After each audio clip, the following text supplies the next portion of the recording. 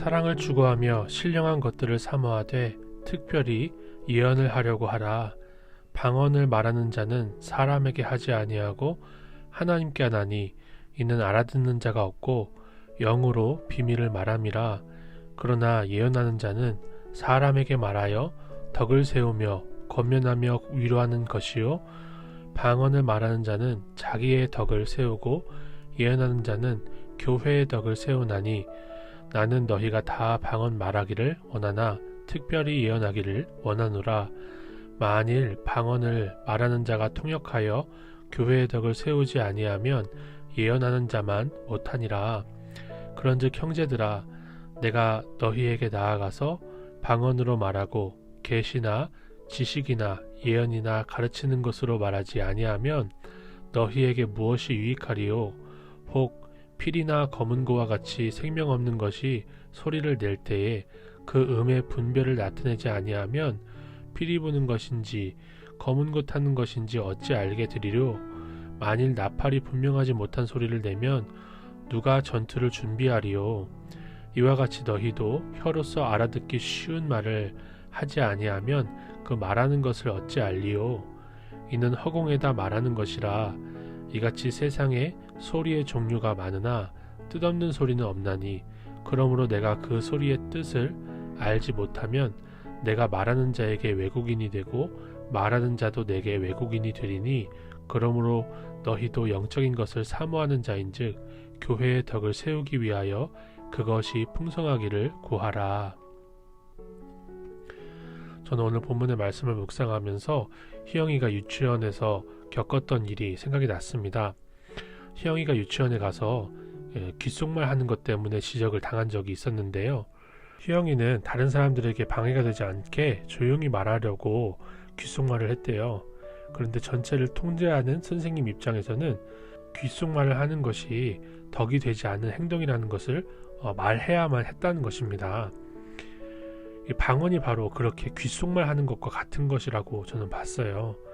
교회의 덕이 되지 않는 은사며 자기 자신만 세우는 은사라고 사도 바울이 분명하게 자기의 덕을 세우고 라고 얘기를 합니다.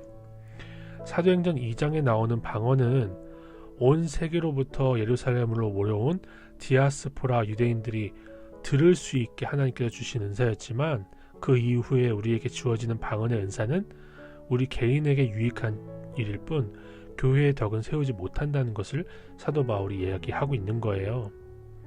저는 이 말씀을 묵상하면서 이렇게 우리가 주님 앞에서 기도할 때에 그 응답이 우리 전체의 덕이 될지 아니면 나에게만 덕이 될지를 따질 수 있는 것이 성숙으로 나아가는 그런 길이라는 것을 생각해 볼 수 있었습니다.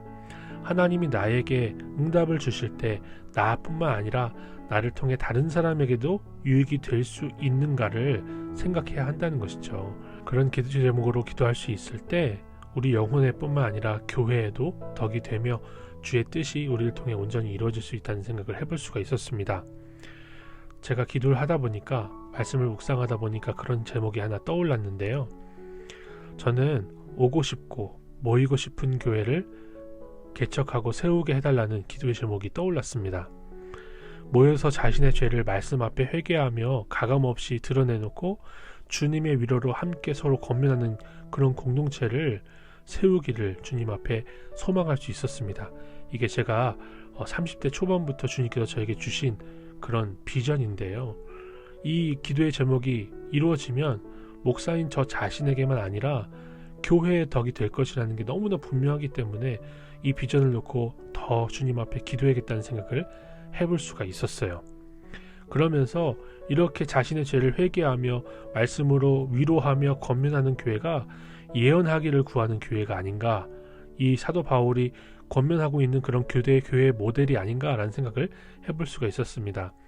주님의 선명한 말씀을 듣고 그 말씀을 자신의 삶으로 살아내며 선포하는 교회가 예언의 은사를 구하라 라고 했던 이 사도 바울의 가르침을 따라 성령을 따라 행하는 교회다라는 생각이 들었어요. 나팔이 분명치 못한 소리를 내면 누가 전투를 준비하리요? 라고 이렇게 수사적인 질문을 하고 있습니다. 준비할 수 없다는 거죠. 우리는 이 땅에서 전투하는 교회입니다. 주 예수께서 오실 때까지 우리는 선한 싸움을, 복음을 증거하는 선한 싸움을 싸워야 됩니다. 그러므로 우리가 주님의 선명한 말씀을 붙들고 살아야 하는 것이죠.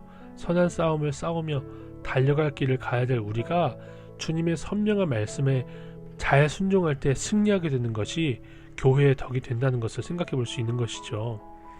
예언의 은사를 풍성히 받아 잘 싸우며 선한 싸움에 승리하는 그런 교회와 우리 개인의 심령이 다 되기를 소망합니다.